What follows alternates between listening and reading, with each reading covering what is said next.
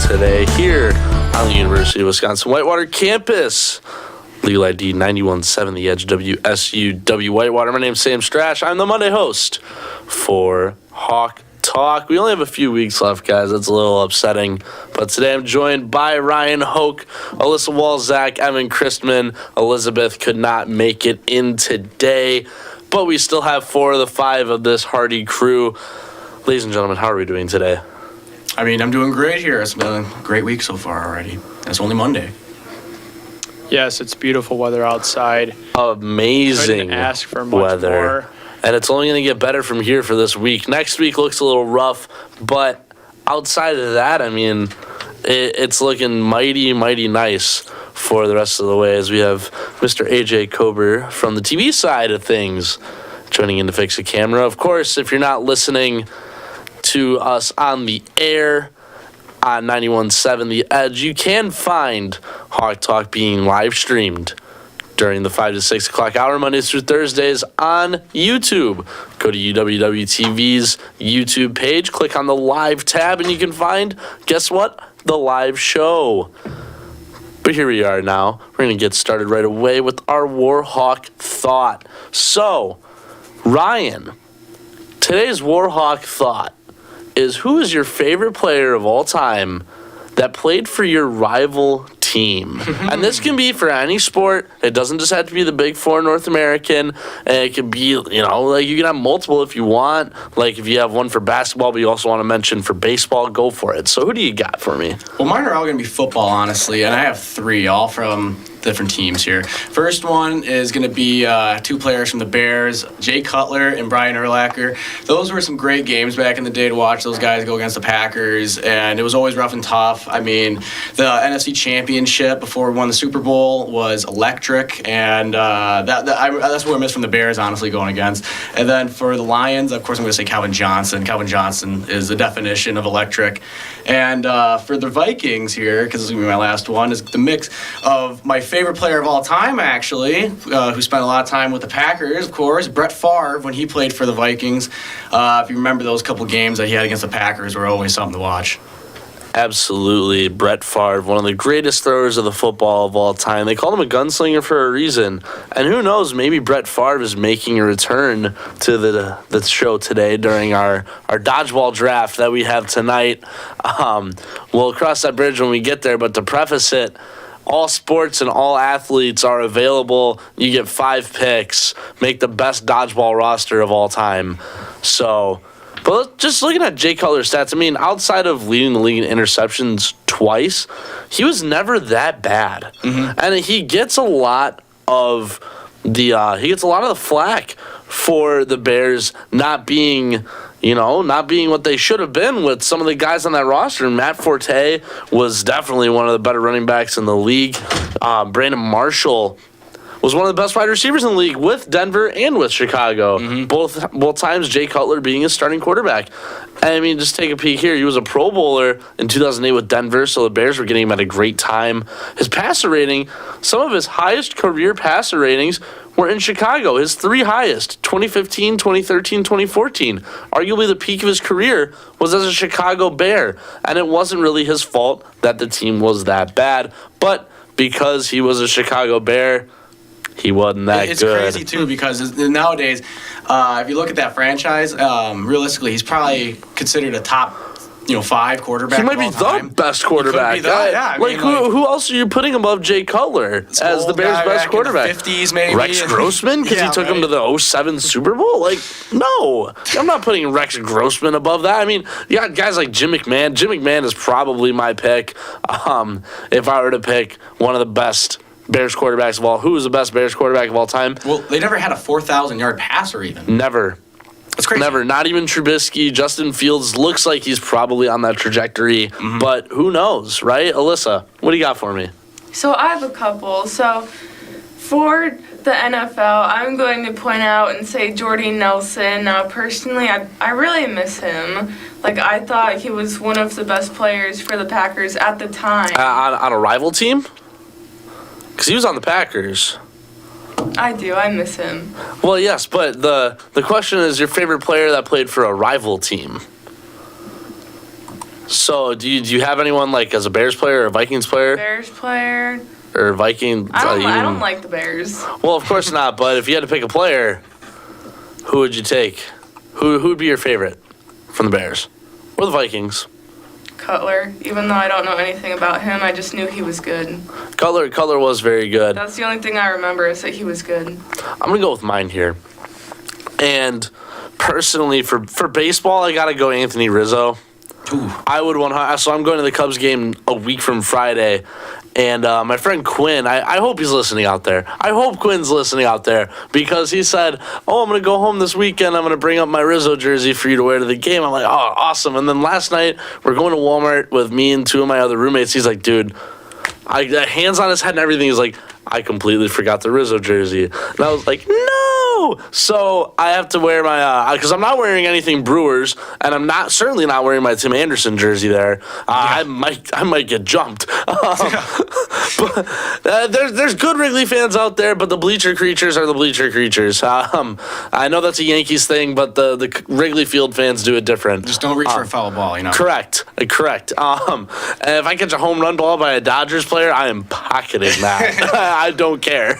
But I'd have to pick Rizzo, and I just really love Anthony Rizzo. I love his attitude towards the game. I just really hated whenever they'd play the Brewers because I wanted to cheer for him so bad. I was so happy when the Cubs won the World Series in 2016. I was totally fine with that. They had it coming. My dad, when he was growing up, he grew up in an era where the Brewers were almost never televised. Mm-hmm. You could only catch the games on the radio, and you're lucky if you got that because most of the stuff that was out there was Cubs. And not even White Sox. It was all just the Cubs because the Cubs made all the money. So he grew up mostly a Cubs fan. Obviously watched the Brewers when they're on, but grew up a Cubs fan. He was born and had a few years before the Brewers even existed. So he's a Cubs fan originally, transitioned to a Brewers fan now, thank God. But, there's a soft spot for the Cubs with me and with my dad. So I loved Anthony Rizzo. And, of course, Anthony Rizzo just a tremendous power hitter throughout his whole career. But Anthony Rizzo, I would wear a Rizzo Cubs jersey. I'd wear a Rizzo Yankees jersey. Hell, even a Padres Rizzo jersey. Evan, what do you got for me? So for me, I would say Adam Thielen, former Vikings wideout. Obviously with the Panthers now. So, but he was like so... I want to say versatile, if that's the right word, like with his feet and just his movement. He was so shifty. Right, all around the field, no matter what, if it's near the goal line or at midfield or at the 20, whatever. But yeah, he was definitely a favorite to watch for me. And Adam Thielen now on the Carolina Panthers going into next football season. It'll be interesting to see what the Panthers do with the number 1 pick. And the draft is coming up next 2 weeks, right? If I'm not mistaken, something like that. 2 weeks. Mm-hmm. The last week of April. It'll be interesting to see what the Panthers try and do with that. That's a Thursday night NFL draft. Let's just take a peek right now. They have the number 1 overall pick, and a lot of people are saying that they're going to go with Anthony Richardson.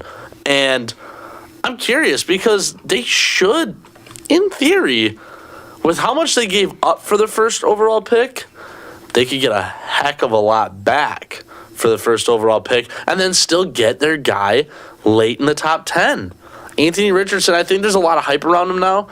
April 27th through the 29th, so Thursday the 27th, will be C.J. Stroud, Anthony Richardson, Bryce Young even though it already sounds like they're not going for Bryce Young. They want either Stroud or Richardson. It's down to those two. Will Levis being a very, very, very large wild card at that number 1 spot if the Panthers keep it.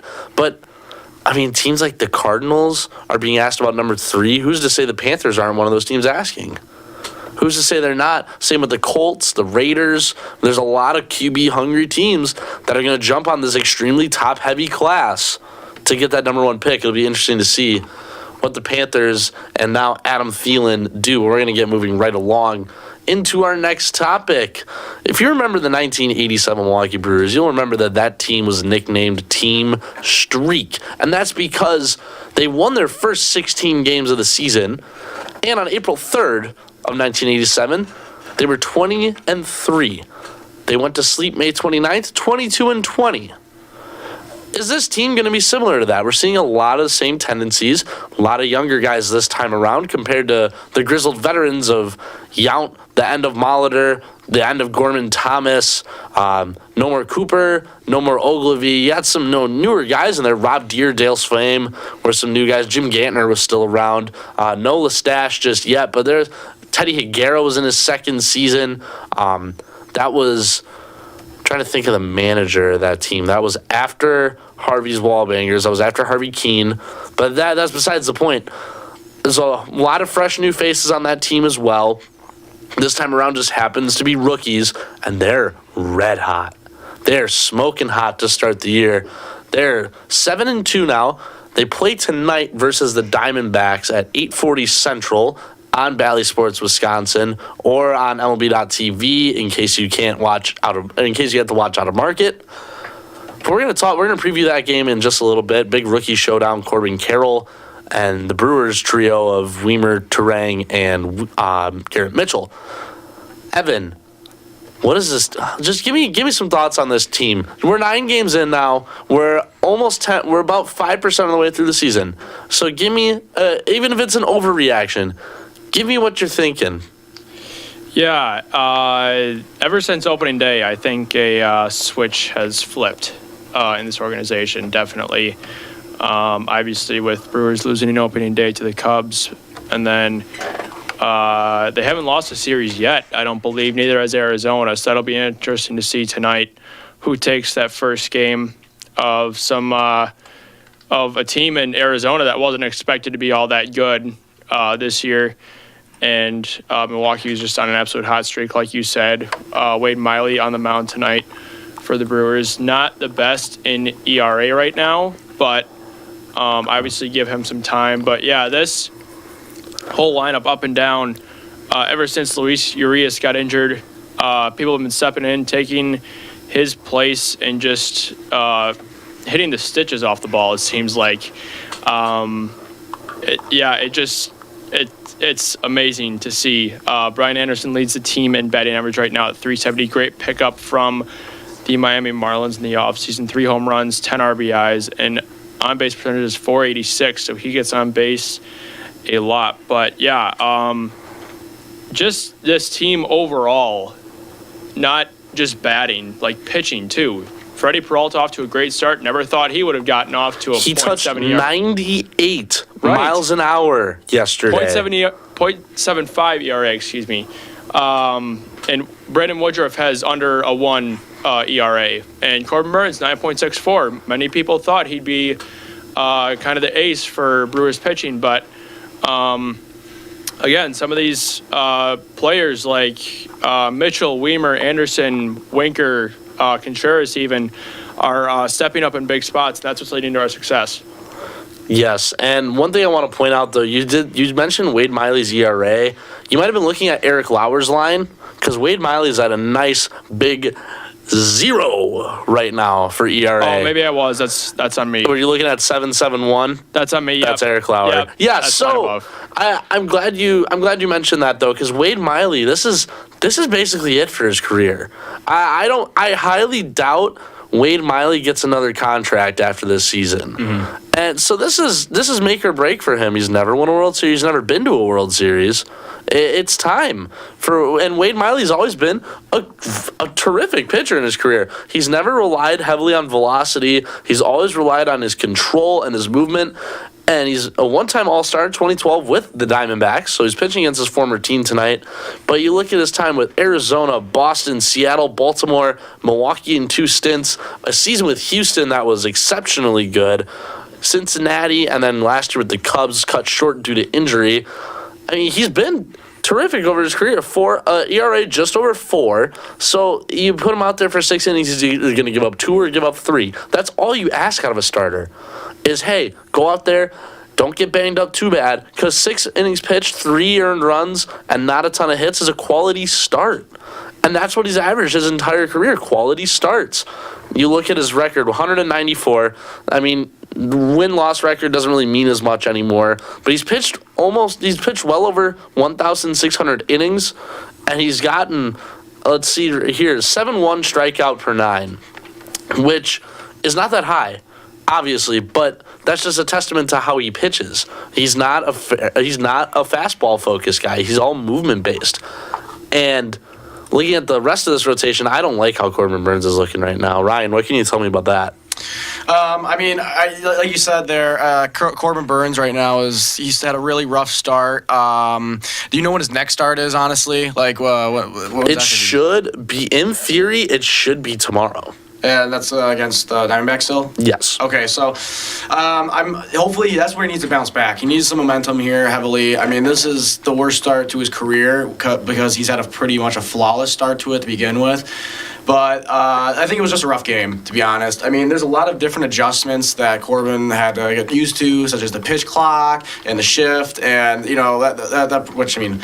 Honestly, the shift is that's something else to talk about. But he's gonna have to definitely get back into his rhythm here. I think with tomorrow's game then, or whenever they play next. Sorry, but I think for tonight's game though, I like having a guy like Wade Miley on the team because of his experience and just overall what he was there before, so he knows kind of what to do in the situation. Obviously, more often than not, and.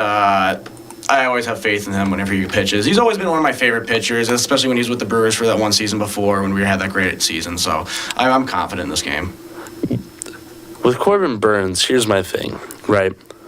He has never been that good to start the season. Mm-hmm. And that includes his Cy Young Award year in 2021. That includes 2020 when he should have won the Cy Young, but didn't. Corbin Burnes has always struggled early, but this is what's different. His velocity is down, his movement is down, his spin rate is down.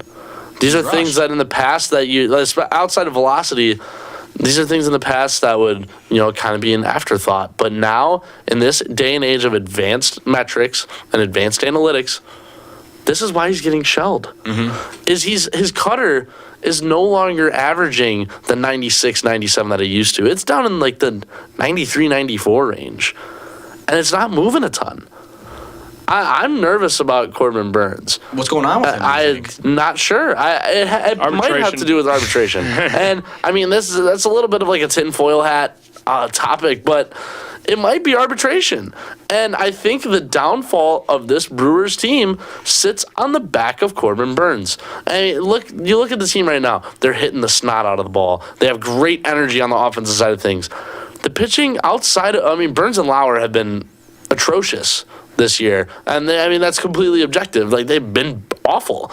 And Eric Lauer is the same way. His velocity is down. This is something he's acknowledged. He acknowledged it yesterday after his start against the Cardinals. He was talking to Adam McCalvy of MLB.com, and he acknowledged, he's like, hey, yeah, I know my velocity's down, but that's not the main issue here. He's going through I forgot what it was. It wasn't injury related, but it had to do with pitch releases and stuff like that, where something just doesn't feel right now, and he's actually working on it on days he doesn't pitch.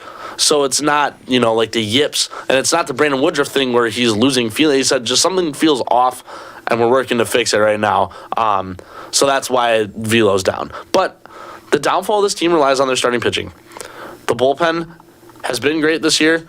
Outside of Javi Guerra, who looked a little rough, especially on opening day, the bullpen's been great this year. The bullpen's always been great. Counsell can manage a bullpen phenomenally, which, fun fact, Craig Counsell, with tomorrow's game, will be the longest tenured manager by games and by years now in Milwaukee Brewers history. We're watching history tomorrow. He's the most successful manager, and now he's been the most longest tenured manager. Alyssa, is there something different about this team? Early on, it's been through 9 games, but compare this team to other teams like 2018 when we were basically one bad inning away from the World Series. 2019, one bad error away from taking down the World Series champions. And 2021, the Braves just beat us. That just happened. But, those are some special teams. Mm-hmm. Does this team compare to them? Are they right up next to them? Or is this a flash in the pan? Sometimes you just think it did. If they just have to try, a little bit harder. Sometimes that does happen. You're going to say, oh, that happened, this happened. We missed the playoffs. And we do have the thing, we are Wisconsin sports, but sometimes that isn't always the good excuse just to say that's why we aren't in the World Series. So, but in terms of, like you look at 2018's team, you look at prime Christian Yelich, who hit a home run yesterday, and that was a vintage Yelich swing. I don't know if anyone saw that. Smooth as butter. It was beautiful. It brought a tear to my eye because I'm going to be honest with you, Yelich not playing good makes me legitimately sad. Mm-hmm. It's saddening how the fall off of Christian Yelich exists outside of the bounds of time and space. Like this is going to be, I keep seeing it on Twitter. Some mutual friends of mine on Twitter, like, this is going to be studied for generations, and they're not wrong. But, Alyssa, you look back at that 2018 team with Christian Yelich, who won the MVP. Jesus Aguilar was an all-star. This is the emergence of Brandon Woodruff and the first emergence of Corbin Burns. Josh Hader was a stud. Corey Knebel. I mean, he's still doing all right. I mean, Trader. He's an 84 gold on MLB The Show. Okay, I mean, you got to give credit where credit's due. Well, he's on 85, so. Yeah, fair. He's not a diamond. My bad, but I can get him for 2,000 stubs versus 20,000 now. But that's besides the point. Corey Knebel was a stud. I mean, you look at the rest of this team. Who wins in a seven? Let's go 7-game series here, Alyssa. Who wins in a series between this year's Brewers team and the 2018 Brewers? This year's. How many games? Do you think they do it in 7, 6? How long would it take them to win 4 games? I say they could easily win it 4 games. Well, yes, but how many? Do you think it would be a sweep, or do you think it would be like, it would be back and forth, and like the Bucks in 6 thing, Bucks winning in 6 games? Brewers in what? 2023 Brewers in how many games? Okay, now that I think of it, it would be 5. Maybe just thinking how good we are now with these new rookies they're doing so good right now. Compared to a couple years ago, you would just think, it would be going back and forth. Maybe they would have a win or two. But I would say, looking right now at where the Brewers are right now today, I say we would win in at least 5 games. I think that's fair. What do you guys think, Evan, Ryan? I think that the 2018 team would probably win, honestly, because of the fact that the batting on that team was insane. Correct. You had Christian Yelich, Jesus Aguilar, Ryan Braun, Lorenzo Cain, and then the defense on the team, too, was just killer that year. Everyone thought the Brewers were honestly going to probably go to the World Series and win it. That was probably the one year where everyone thought it was going to happen that way. And me, personally, I don't know, I like this team a lot better. That Brewers team in 2018 was special. Yeah. There's no other way to put it. I don't know if you said this, Sam, but Chase Anderson was also on that 2018 team. He was dominant as well, but I would say I still have to kind of watch this newer team as they progress along this early season. But I would say for now, I definitely think the 2018 team would win just because that pitching was kind of locked down before it kind of weakened the knees and kind of gave us up. But yeah, I would say for sure 2018 just because of the pitching and like Ryan also said, the batting, just insane back then. Correct. And I think personally, the 2023 team could give that team a run for their money. I think they won 1 game, maybe. I think they get 2. And the reason why I think they get 2 is that, well, first things first, this year's team would just melt Gio Gonzalez and Ulysses Chassin. That would happen. The rest of the rotation is what I'd struggle with because you bullpen Woodruff, you bullpen Day, Woodruff, Burns, Peralta. I mean, Peralta was out of the pen in that postseason run. All 3 of those guys, I mean, except for Woodruff. Woodruff did start games. But Wade Miley, 2018 Wade Miley, they'd have a problem with. 2018 Woodruff, they'd have a problem with. Gio and Ulysses, I mean, 2018 Ulysses, maybe you lose the second time around against him. Gio Gonzalez doesn't go longer than 3 innings over 2 games. I'm sorry. Like, he was a great flash in the pan while we had him. Then 2019, he came back after a little minor league stint with the White Sox, signed him back on a minor league deal. He instantly got called up. Then injuries kind of brought him down. But I loved Gio Gonzalez. And when he was in the league, period, Gio Gonzalez is one of my favorite players. Just a fun guy to watch. A unique delivery, good stuff, not a overpowering pitcher, but he's crafty. And I loved when he was on the Brewers, but Just to try to be friendly, I think Brian Anderson, Willie Adames, and some of these younger Luke Voigt might hit 5 home runs in a game off of him, even though he's struggling right now. But that 2018 team, offensively speaking, was so good. It'd be tough. It'd be a tough call. But let's preview the game tonight. Tonight's contest: Brewers and Diamondbacks in Arizona. The probables: Wade Miley and Zach Gallen. Right now, we just take a look at some of the rankings throughout the league. They're both top 10 in batting average, top 10 in runs. The Brewers are 12th in hits, the Diamondbacks 4th. They're only separated by 10. The Brewers are 8th in home runs, Diamondbacks 22nd. The Brewers are 2nd and 7th in on-base percentage and slugging. The Diamondbacks are 20th and 10th, respectively. Brewers team ERA 2nd in all baseball. Diamondbacks 23rd. Brewers 6th in WHIP. And strikeout percentage, or strikeouts pitching-wise, Diamondbacks have us by quite a bit. But runs scored against, the Brewers have only had 23 runs scored against them this year. Wow. But the Diamondbacks are a good hitting team, lest we forget. This team believe in the D-backs. I certainly do. I think this Diamondbacks team can make a run for the 6th spot in the National League. And you just take a look at their lineup right now. Gabriel Moreno, right? He's playing all right for his rookie season. You remember he was the top prospect in the Blue Jays system, was traded there over the offseason for Dalton Varsho. Christian Walker is looking rough right now. Ketel Marte is playing just, average baseball. Nick Ahmed's turning around. Josh Rojas is playing like an MVP. Corbin Carroll should win Rookie of the Year. I still think Mitchell. Other people think Jordan Walker. But Corbin Carroll's playing like a dog.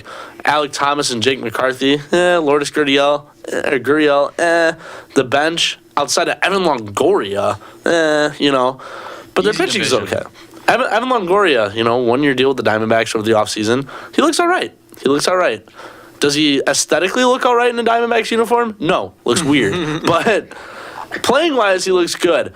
Personally, I'll make my prediction first. I think this one is going to be a little tough for the Brewers going on the road and playing late night for the first time all season, especially for the younger guys. No lineups have been released yet, but I have to imagine that the lineup is going to be very similar to yesterday's, playing against a righty again. Zach Gallen has speed and movement, but this year so far, in 2 games started, he's 0-1 with a 7.6 ERA, 10 and 2/3 innings pitched.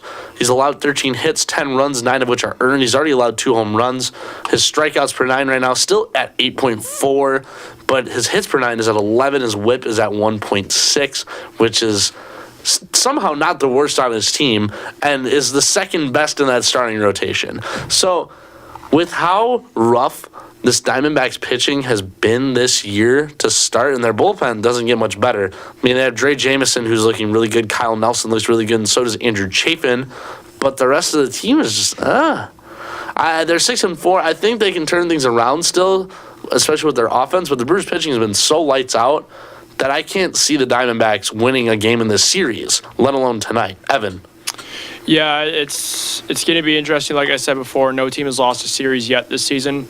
So, and the Diamondbacks have handled the Dodgers pretty well in that series. I looked at stats of that series, and yeah, let's just say the Dodgers do not look like the Dodgers. No, usually. They don't this year at all. Right, and just obviously the Diamondbacks definitely not like the A's every year, but kind of one of those lower tier teams in baseball. They haven't been good since Goldschmidt was still there, and that's been almost 5 years now. Right, and just how far this team has come to be 2 games above 500, 10 games in.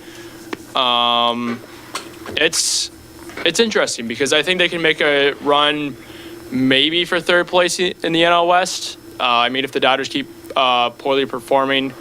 I don't know where the Rockies stand. Giants looking okay this year, and obviously the Padres, kind of one of those top-tier teams in baseball, projected as one of the best odds to win the World Series this year. But I definitely think that this Arizona team is not to be joked around with in the West. Definitely not. Who wins tonight, though?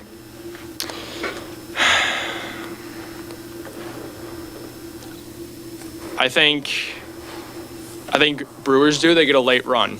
Okay. And Williams comes in and closes it down.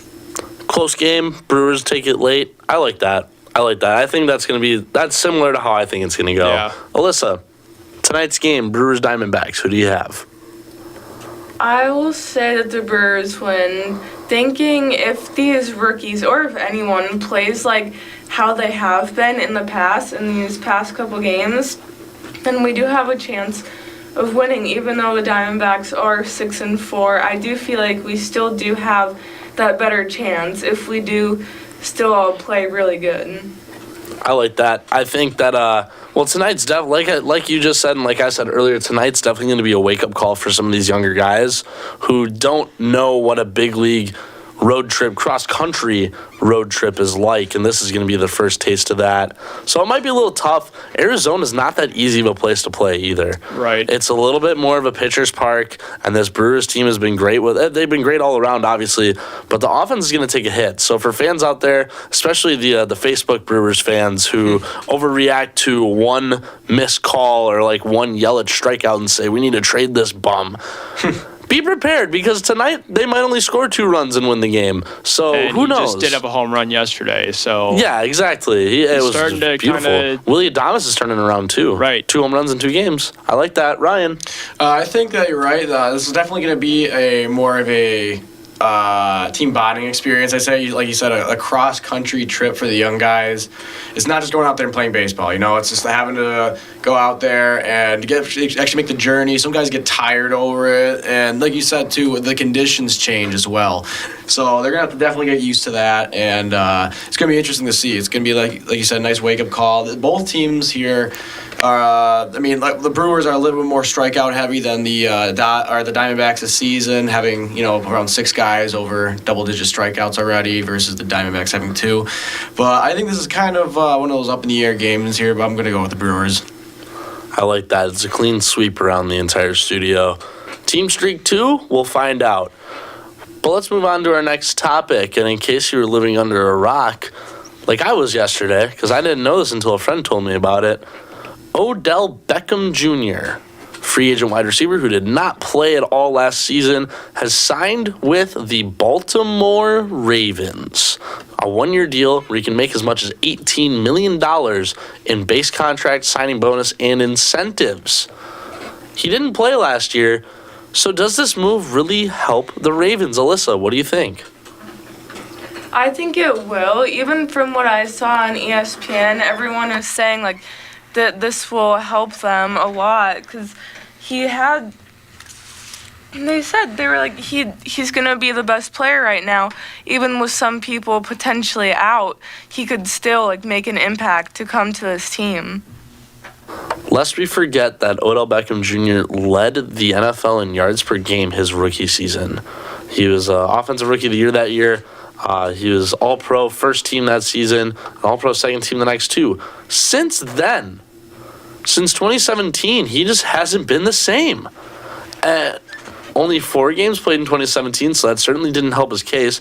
The next year came back, 1,000-yard season again, but he had 1,000-yard season in 2018, 2019, and then in 2020, only played 7 games, 319 yards. Now, granted, you got to remember that Baker Mayfield was the quarterback throwing to him, and Baker Mayfield is already starting to fall off a cliff, which he didn't recover until his time with the Rams.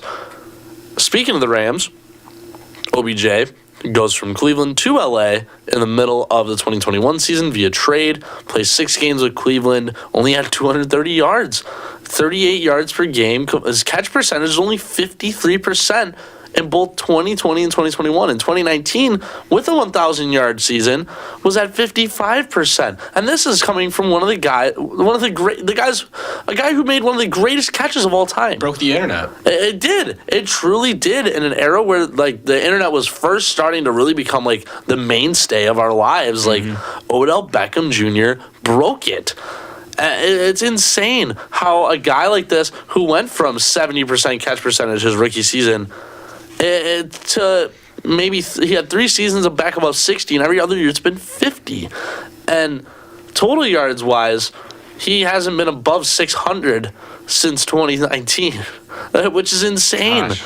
I don't understand. And then you pay him up to $18 million? Tough call. It's a very tough call. I mean, he's on the wrong side of 30 now. He's 30 years old. He'll be 31 by the time the season starts.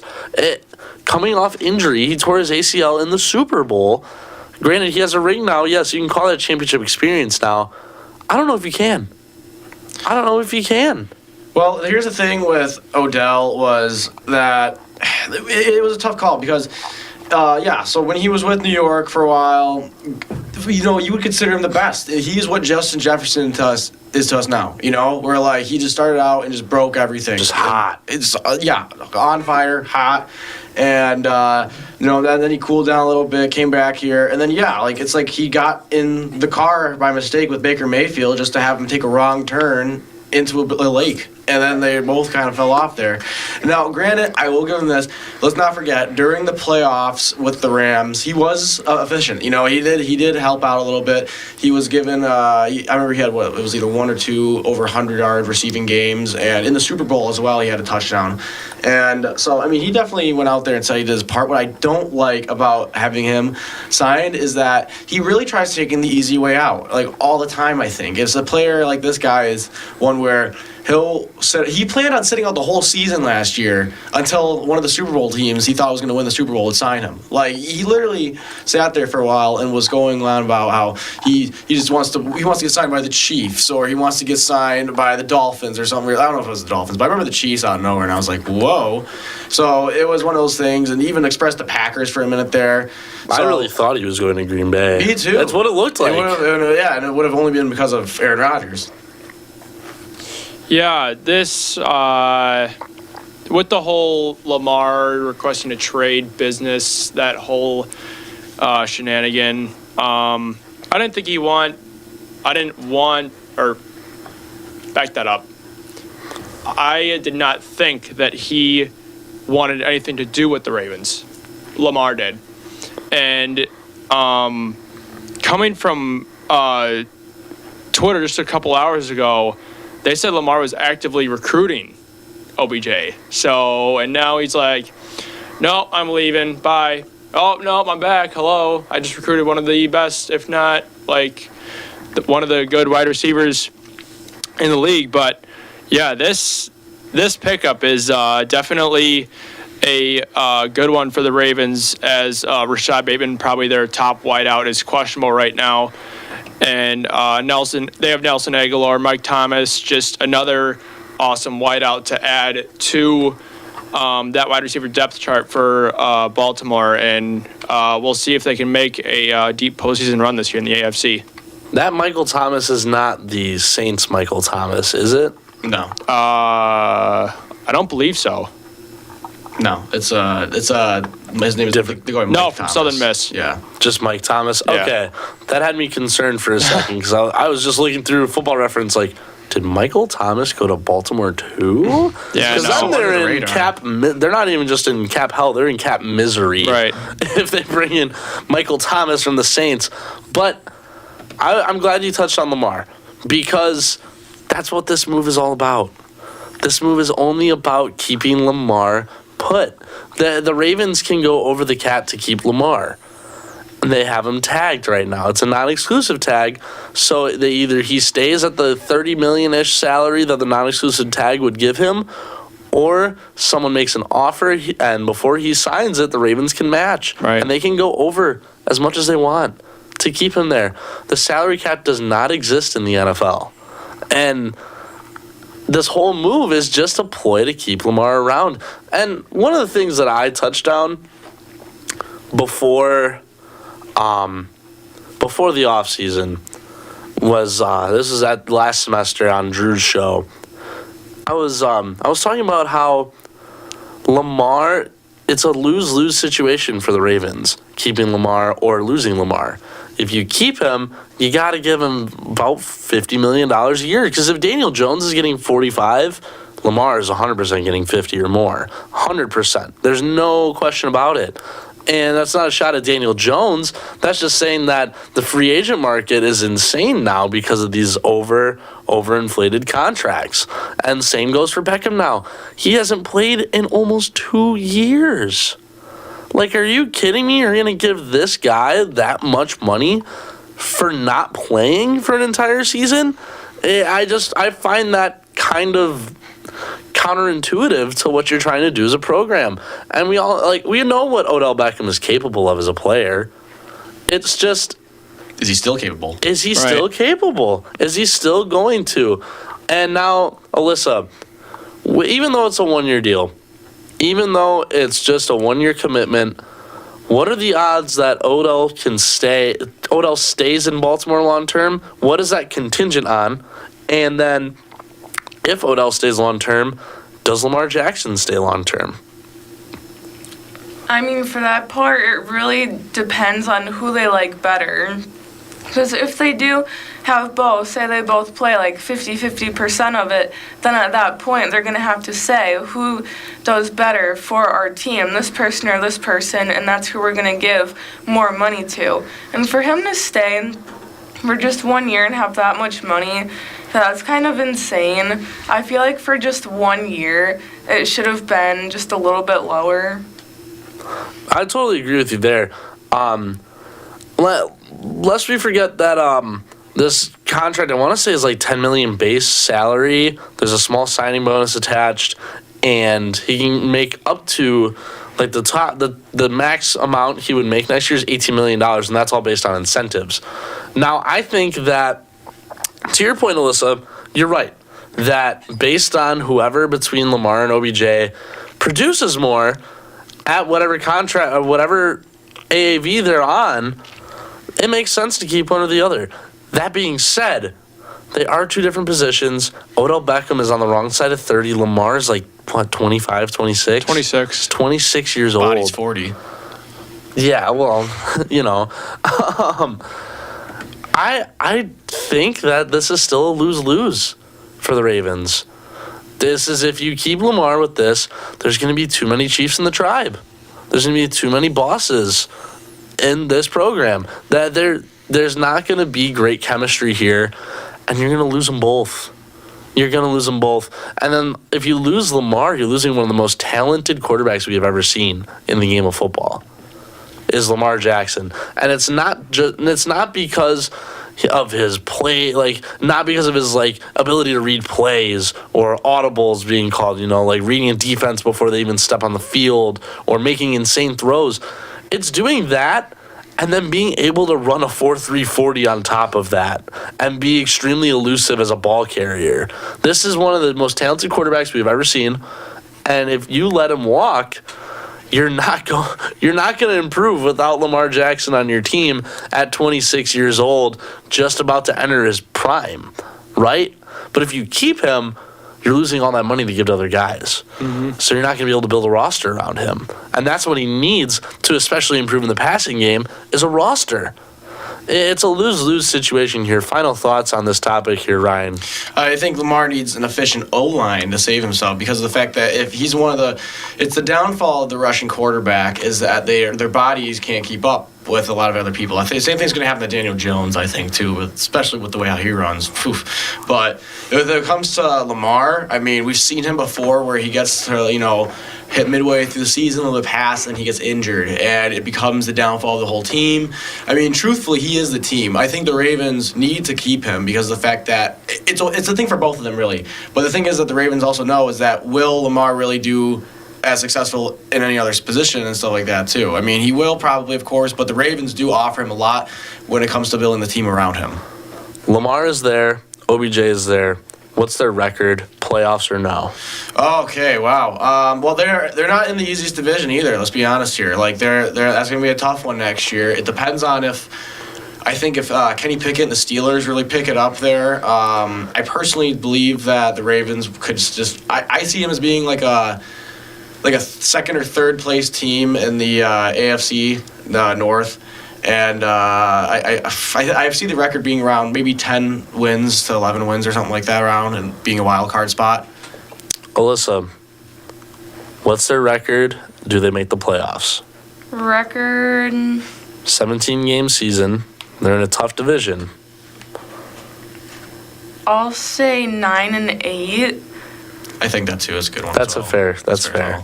First round playoffs. First round playoff exit. Okay. That's assuming for sure that the AFC is going to be very, very tight, and I like that. I think the AFC is very tight, especially towards the 5, 6, 7. We saw it last year. Mm-hmm. The Ravens were involved in that. They made the playoffs. I think that this team, if they were, they kept the roster largely the same. It's all dependent on their draft now. How do they draft? And they need receiving help. OBJ is not the only answer here. You need to add some extra receiving help and a true running back. Because J.K. Dobbins is never going to be the same again. Mm-hmm. He got hurt again towards the end of the year, and coming off a torn ACL, he's never going to be the same again. And on top of that, the backups to him, Gus Edwards wasn't that great last year. They didn't have Mark Ingram like they have in the past. This team is going to struggle with the running game. You need to draft a running back. And then on top of that, get another receiver, and then some offensive line, like Ryan was saying. It depends on how they draft, but let's assume they draft fairly well. Let's give them a B+, A- grade, that they drafted fairly well. I give them 10-7 and miss the playoffs. Because I think the AFC is just going to be that tight. You think about it, you got the Bills, the Chiefs, the Jags. True. It's going to be very good. Great season this year by the Jags is going to be, too, I think. Bills, Chiefs, Jags, Bengals, for sure, 1 through 4, and they're all going to have 12, 13 wins. I'm excited now. You're making me excited then, for the season. Number 5, I got to have the Chargers in there somewhere. I want to say Cleveland. I want to put Cleveland there because I think Deshaun Watson with a full offseason and immediately getting into game action is going to be great for that team. Cleveland's going to be my 6. That 7's a toss-up. That 7, you could have the Dolphins again.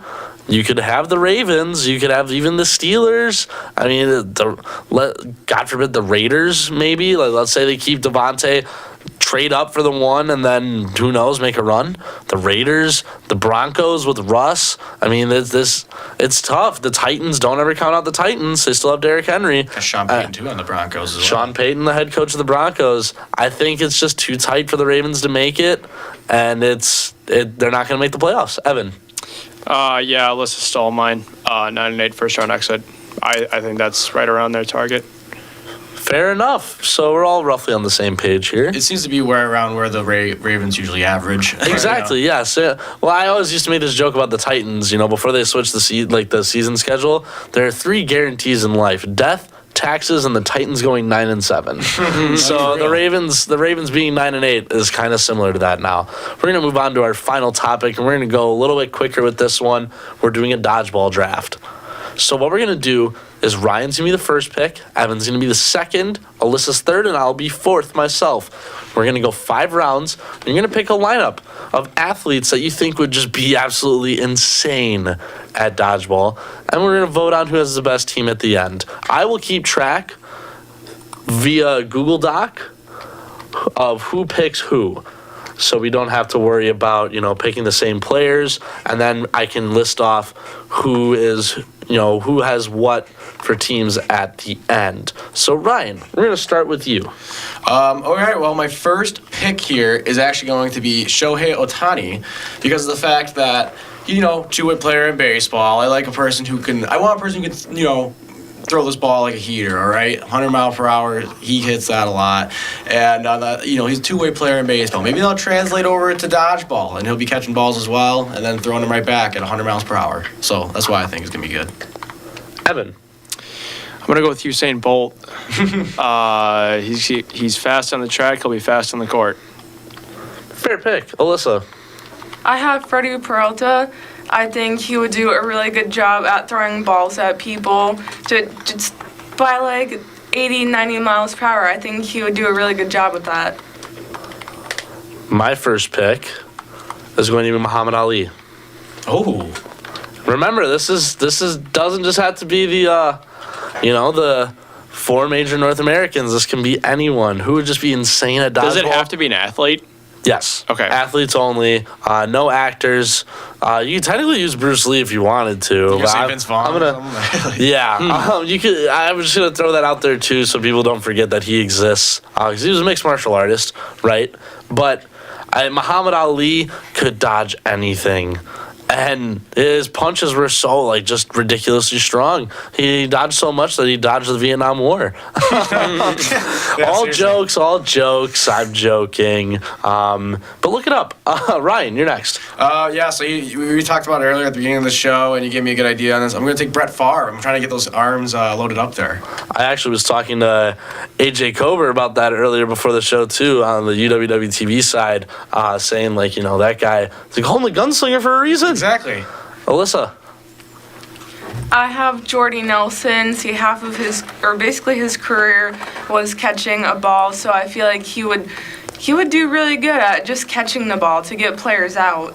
I like that. I accidentally went out of order. I was supposed to go Evan first, but Evan, were you going to take Jordy Nelson? Fair enough. Your pick. Wayne Gretzky. Wayne Gretzky. Why Wayne Gretzky? Good slap shot, and I feel like he would just cause absolute chaos in the dodgeball court, field, hardwood, whatever you want to call it. The realm of dodgeball. So far right now, Ryan's got Shohei Ohtani, Brett Favre, Evan, Usain Bolt, Wayne Gretzky, Alyssa, Freddie Peralta, and Jordy Nelson. Very, very, very Wisconsin sports based over there so far. Myself, I have Muhammad Ali. And in order to win a dodgeball tournament, you got to have at least 2 stars. Muhammad Ali was a star in the boxing ring. And now for this one, we're going to go to another star. And my star for this one is going to be Tom Brady. And Tom Brady, I'm going to put in this over a guy like Aaron Rodgers and such, because Tom Brady's just done it for so long, and he's captain check down. Aaron Rodgers likes to play create. He likes to throw deep. He thinks about it a lot, and it works. Tom Brady's just make one read and check it down. On a dodgeball court, like in a gymnasium or like, you know, you're playing dodgeball somewhere, the court's not that big. You don't need the guys who throw the ball deep to get the job done. And why not have the greatest quarterback of all time? So I got Tom Brady. Ryan.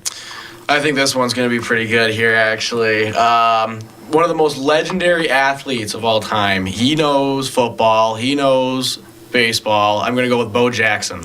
Bo knows. That's a good pick. Bo Jackson, if I saw him coming up the A-gap and I'm a linebacker, I'm just letting him go through. He can do anything. He can. He was an all-star. He can even break a bat over his helmet. Evan. Well, you stole my pick in Tom Brady. That was going to be my third. Yeah.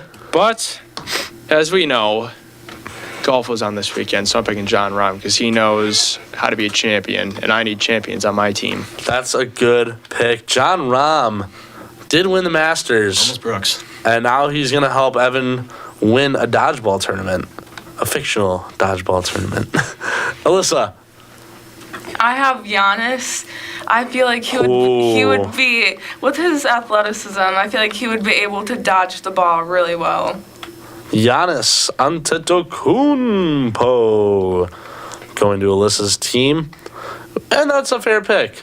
I think Giannis especially would have just the most fun in the world playing dodgeball. That entire family is fun. The Antetokounmpo brothers.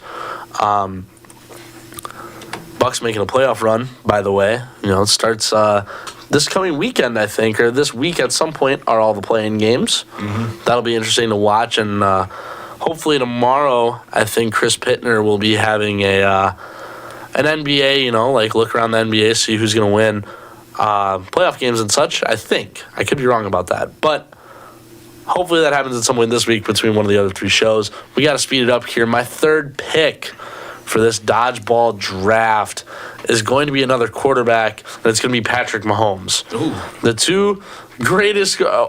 greatest quarterback of all time, and arguably going to be the greatest quarterback of all time when it's all said and done. On my team, plus Muhammad Ali, that's hard to beat. I'm going to go with, for mine, Justin Jefferson, because in dodgeball games, actually, for the Pro Bowl, he's been great. This is true. I was hoping that one of us, outside of me, would have started using guys from the Pro Skills Dodgeball Tournament. Evan. As I said, I need champions on my team.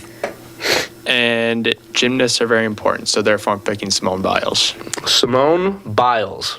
Probably can dodge very good. and then just be really sneaky with getting people out. I like that pick. Alyssa.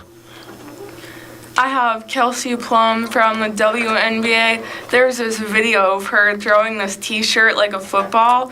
So I just feel like she would do really good at that. Just be able to absolutely laser someone across the dodgeball court. I like that.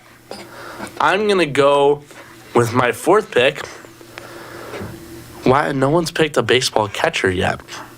And I'm going to pick one of the greatest to ever do it with one of the highest caught stealing rates of all time, Yadier Molina. As much as I don't like him for being a career Cardinal, Yadier Molina is my pick.